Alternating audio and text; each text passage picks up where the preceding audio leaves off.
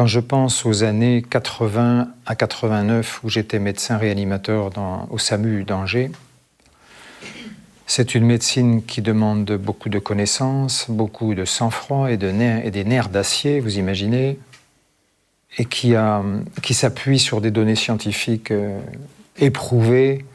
Et en tout cas, il y a beaucoup de stress, beaucoup de tension dans cette pratique, comme d'ailleurs dans toute urgence. Et quand je mesure le chemin parcouru entre cette période et là aujourd'hui, où je suis là ce soir à vous proposer un tout petit exercice tout simple et sans prétention de respiration juste pour calmer le jeu, je vois bien que la notion de médecine s'est éclaircie pour moi. Bonsoir, ce soir sur Mistral TV, une nouvelle émission du Souffle du Développement avec une conférence comme à son habitude organisée par Planétaire. Ce soir, nous recevons Patrick Baudin. Bonsoir. Bonsoir. Vous êtes à la base médecin, c'est cela? Oui. Voilà. Et vous parlez de médecine originelle et écologie intérieure. Alors, médecine originelle, moi, ce que je conçois, et pour avoir assisté à la conférence, on reviendrait vraiment aux origines, hein, d'où le mot. Ici, qu'est-ce qui s'est passé? Pourquoi on a perdu cette connexion à soi? Que s'est-il passé, en fait, d'après vous? Il me semble que dans les siècles qui nous ont précédés, il y a eu une déperdition ou un délitement progressif du lien au divin, du lien au sacré, du lien au monde spirituel dans le monde occidental. Le monde occidental ayant fait tache d'huile en ce qui concerne sa vision du monde et à orientation matérialiste, j'ai l'impression que c'est tout simplement quelque chose de cet ordre-là qui fait que la confiance s'est perdue dans tout ce qui ne se voit pas, de tout ce qui ne se palpe pas, dans tout ce qui ne se mesure pas. Le nombre de personnes qui, après avoir souffert d'un traumatisme accidentel ou d'un viol ou de maltraitance physique ou de programmes familiaux délétères, des choses perverses, les gens se réfugient dans le mental, dans la tête. Si c'est trop douloureux de sentir ce qui se passe dans le corps, c'est très simple. Les stratégies inconscientes ne manquent pas. On monte dans la tête, on conceptualise tout, on vit tout à partir de la tête. On n'écoute plus le cœur, on n'écoute plus le corps. Et le corps, on l'écoute de moins en moins, en respirant de moins en moins. Je crois que je ne vous apprends rien non plus en vous disant que toutes les personnes stressées, toutes les personnes mal dans leur peau respirent mal. Alors, ce concept de médecine originelle, pour moi, représente simplement la source de vie, l'énergie qui nous habite, qui fait battre notre cœur, qui fait que nous respirons de manière spontanée. Et nous avons perdu le respect pour cela, le contact avec cela, et donc le contact aussi avec le monde vivant d'une manière générale, le minéral, le végétal, l'animal, et même le monde humain en tout cas. On s'est éloigné de tout cela pour des raisons modernistes quelque part? On pourrait dire l'orgueil matérialiste ou... Oui, je pense qu'il y a beaucoup de ça, oui, en effet. Oui, l'appât du gain. Surtout. C'est substitué à la gratuité de l'amour et au bien-être ensemble. C'est du toujours plus. Enfin, dans les cultures indigènes, on décrit quelque chose de très très intéressant. Quand on parle de l'archétype du guérisseur qui est en chacun et qui concerne bien entendu le cœur, le guérisseur pour les cultures indigènes, c'est qu'est-ce qu'il y a du cœur et du sens. Et donc, les questions qu'on doit se poser dans ces cas-là, c'est est-ce que mon cœur est plein, enthousiaste? Est-ce que mon cœur est ouvert? Parce qu'on ne peut pas faire grand-chose à partir d'un cœur fermé. En tout cas, pas exprimer de gratitude, ni de joie. Est-ce que mon cœur est clair? C'est-à-dire, est-ce qu'il est doutant ou est-ce qu'il est confiant? Et est-ce que mon cœur est fort? C'est-à-dire courageux? Est-ce qu'il assume qui il est? Donc, le guérisseur est donc quelque chose de très important pour ces cultures. Et les pathologies du guérisseur, l'aspect ombre du guérisseur, ce sont les addictions. Et parmi les addictions, il y en a 4. Il y a l'addiction à l'intensité, toujours plus, toujours davantage, et là, on est en plein dedans. Il y a l'addiction au perfectionnisme, il faut que les choses soient parfaites, sinon on ne fait rien. Là, il y a aussi une confusion entre la perfection et l'excellence, qui consiste à faire de son mieux, et puis après, on s'abandonne à plus grand que soi. La troisième addiction, c'est l'addiction au besoin de savoir et de comprendre. Là, on est en plein dedans aussi. Le monde scientifique ne parle que de ça. Ils prétendent vouloir comprendre. À coup de mesure, à coup d'expérience, oui. Voilà, et si on ne comprend pas aujourd'hui, on va le comprendre bientôt, parce qu'on aura trouvé comment ça fonctionne.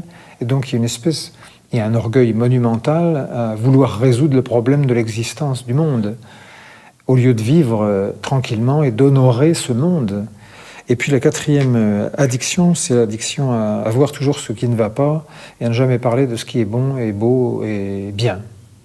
Alors, il y a cette addiction dans le monde matérialiste, on est en plein dedans. C'est-à-dire qu'on est dans le toujours plus tout le temps. L'insatisfaction permanente. Mais justement, par rapport à ces 4 addictions, ne pensez-vous pas qu'on a atteint un point de paroxysme qui met une majorité de personnes dans une névrose expérimentale de vie insupportable aujourd'hui? Ah oui, ça c'est très net. C'est très net. Et pour moi, il y a vraiment un paroxysme. Les choses s'accélèrent tellement aujourd'hui qu'on voit qu'on est dans un paroxysme, c'est certain. Il y a des professions qu'on ne voyait jamais dans les stages de transe ou de respiration holotropique il y a 5 ans ou même 10 ans. On ne voyait jamais de médecin, ou très très rarement. On ne voyait pas de banquier, on ne voyait pas de chirurgien, on ne voyait pas de psychiatre. Aujourd'hui, même ces gens-là viennent faire des stages de transe. Donc c'est un signe fort que les choses vont vraiment... il faut faire quelque chose, et c'est peut-être le moment de bouger les lignes. Oui, actuellement. Absolument, absolument. Alors la réalité vous parlez dans votre conférence, vous insistez là-dessus, sur la réalité des états de conscience modifiés. Ce n'est pas quelque chose que l'on vit de manière individuelle et personnelle, ça c'est peut-être le cas, mais c'est bien réel. Vous insistez là-dessus. Ce n'est pas, vous le dites vous-même, à un moment donné, les personnes qui reviennent, entre guillemets, à la réalité, prennent cette réalité plus réelle que l'état de conscience modifié. Comme on a tendance à le croire aujourd'hui, la réalité est matérielle.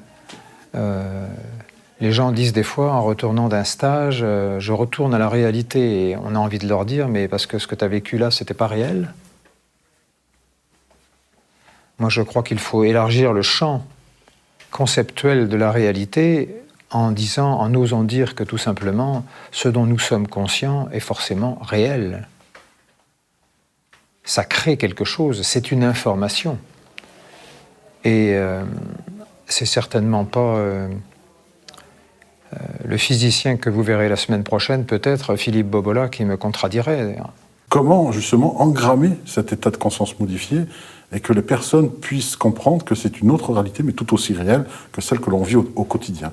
Comment on peut tenter de faire en sorte d'amalgamer les deux comme étant deux réalités bien distinctes, mais bien réelles en même temps? C'est là pour moi que la respiration joue un rôle. Dans le corps, la respiration est symbolisée par les poumons, bien sûr, mais aussi par le diaphragme, qui est l'organe moteur de la respiration.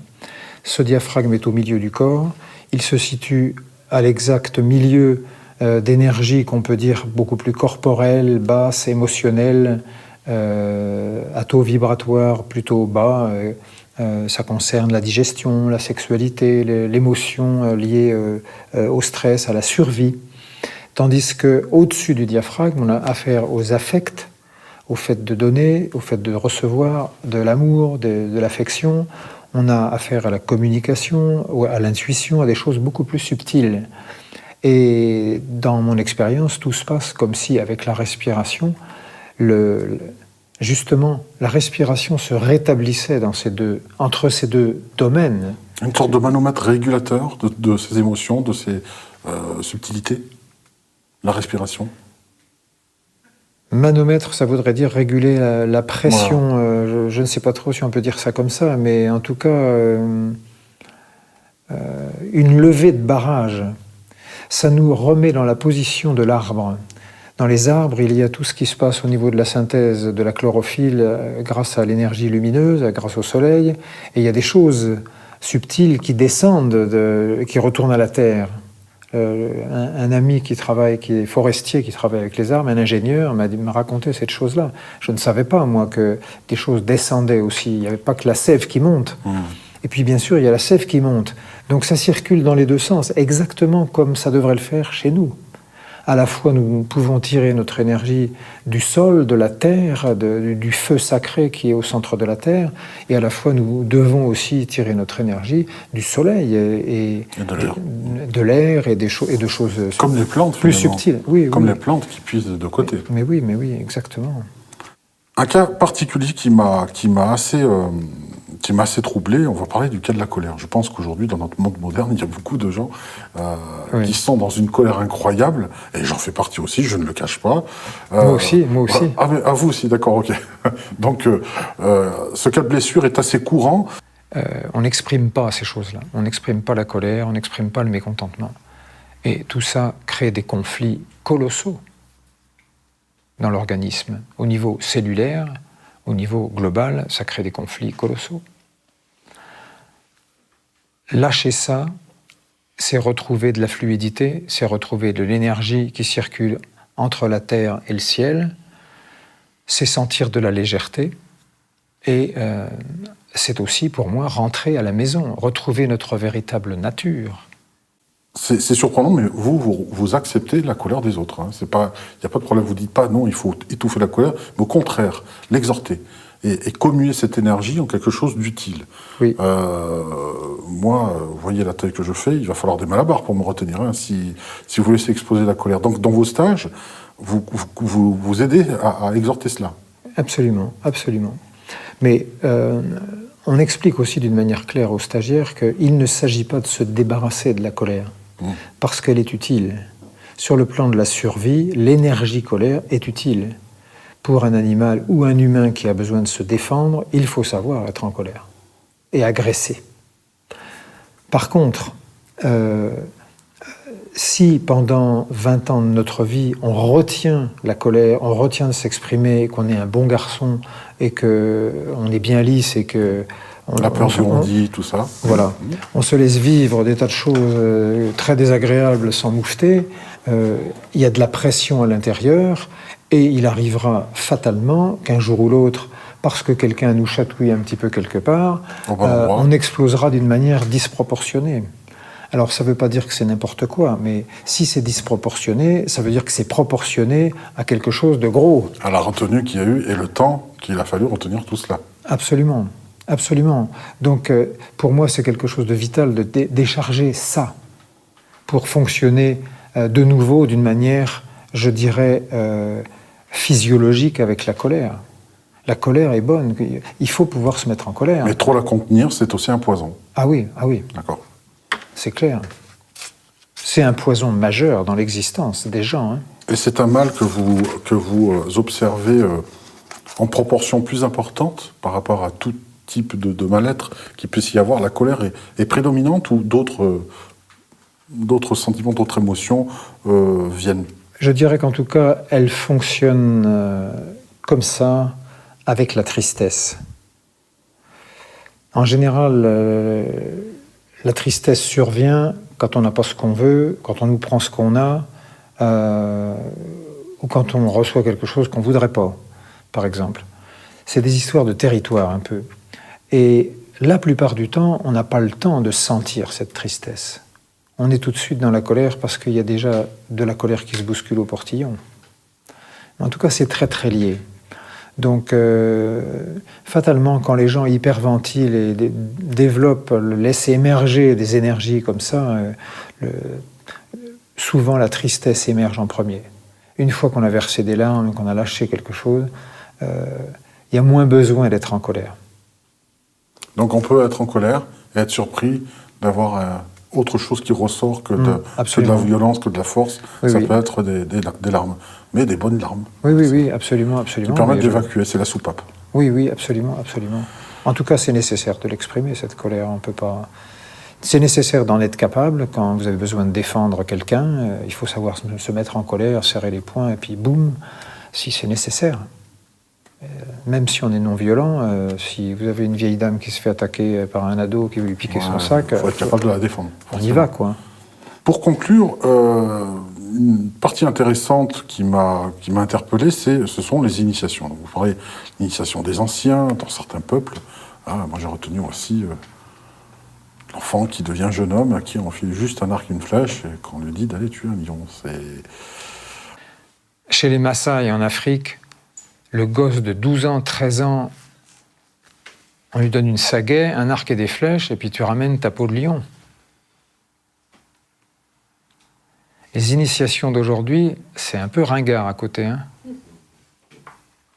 Tout ce qu'ils ont trouvé, nos pauvres adolescents, c'est les alcools, les cocktails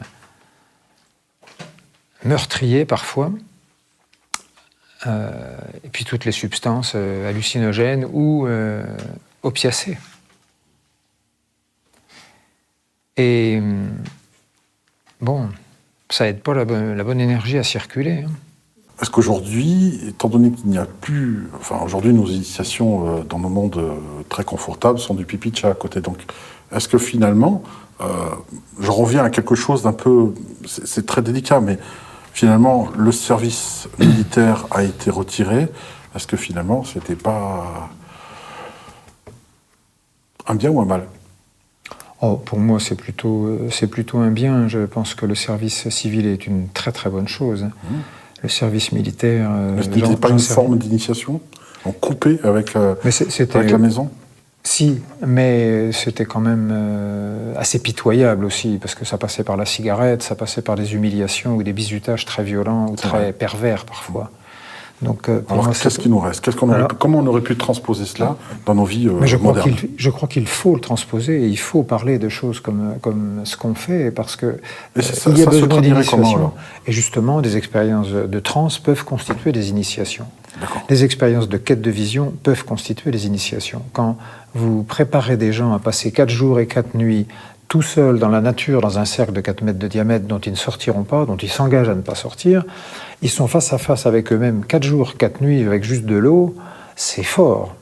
Ça permet justement de se confronter à sa peur de la mort, ça permet de se confronter à qui on est, au fait qu'on s'ennuie avec soi-même ou pas, par exemple, qu'on est capable d'observer, de se réjouir de la nature environnante ou pas. En tout cas, ça remet les pendules à l'heure, croyez-moi. Savoir qui on est vraiment. Oui, donc l'initiation, c'est ça aussi, c'est se confronter à qui on est, voir ses limites, de quoi je suis capable, de quoi je ne suis pas capable. Et il y aurait certainement d'autres initiations à mettre en place, et j'ai fait un certain nombre de séjours en Nouvelle-Zélande dans le monde maori, et j'ai vu à quel point ces gens-là, eux, ont gardé les initiations pour les jeunes à travers la pratique du haka, dont on a un peu une image violente à travers les All Blacks. Le rugby, oui. Mais ça n'est pas que ça, le haka, c'est pas forcément une démonstration de on va tous vous tuer, on est les plus forts. C'est aussi quelque chose de très fort, de très lié à la nature, qui honore les forces de la nature, la lumière, le ciel, le vent, la terre, l'eau qui circule, les animaux. C'est très très beau, le haka maori. Et là, il y a des initiations possibles aussi. Apprendre aux jeunes à traiter l'air qu'ils respirent avec respect, à traiter l'eau dont ils sont faits à 90% avec respect, pour moi, c'est les initiations fondamentales. Et cela suffirait à remettre quand même les pendules à l'heure. Oui, pour moi, le scoutisme avait, dans ce sens-là, plus de valeur initiatique positive que le service militaire. D'accord. On peut rappeler rapidement votre site internet, c'est Patrick Baudin.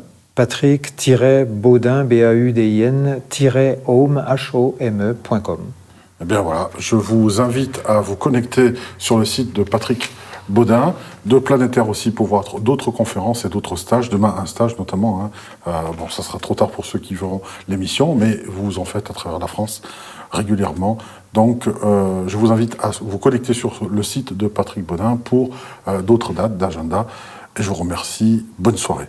Au revoir. Merci beaucoup à l'association Planétaire et à vous. Merci, au revoir. On n'a aucun jugement par rapport aux ancêtres.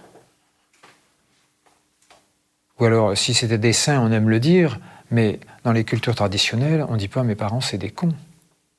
Il n'y a que dans les cultures comme la nôtre qu'on dit des choses comme ça. qu'on est jugeant à ce point-là. Si mes parents ont été cons avec moi, comment les leurs ont été avec eux? Et si on ne retrouve pas, il suffit de tirer la pelote suffisamment loin pour retrouver des choses terribles. Donc de toute façon, l'écologie intérieure, c'est faire le ménage, c'est balayer devant sa porte. Et sortir du jugement. C'est extraordinaire le confort que ça donne de sortir du jugement, d'arrêter de se juger, d'arrêter de juger les parents, d'arrêter de juger les autres. Pour moi, c'est une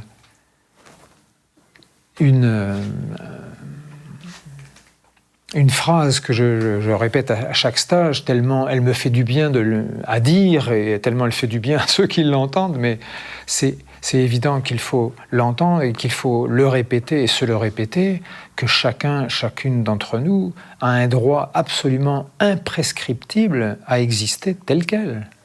Même sans faire la moindre thérapie, la moindre démarche de développement personnel, chacune qui est là comme il est, a le droit d'être là comme il est. Qu'on ne vienne pas l'embêter. Après, s'il n'est pas content, ou si les autres ne sont pas contents de comment il est, on discute, on dit tiens, ça serait bien si tu faisais quelque chose. Sinon, moi je vais m'en aller. Ou des personnes peuvent se sentir dans un tel état d'inconfort qu'elles découvrent elles-mêmes qu'il faut faire quelque chose pour changer ce qui est là. Ça ne va pas. Donc voilà, en tout cas, ça me mène à revenir à quelque chose de simplissime. Cette médecine originelle, ce projet Home, c'est vraiment rentrer at home. Rentrer à la maison, pour moi, c'est vraiment œuvrer dans le sens d'un grand lâcher-prise, d'une respiration profonde pour me détendre et puis sentir que je suis bien chez moi, en moi.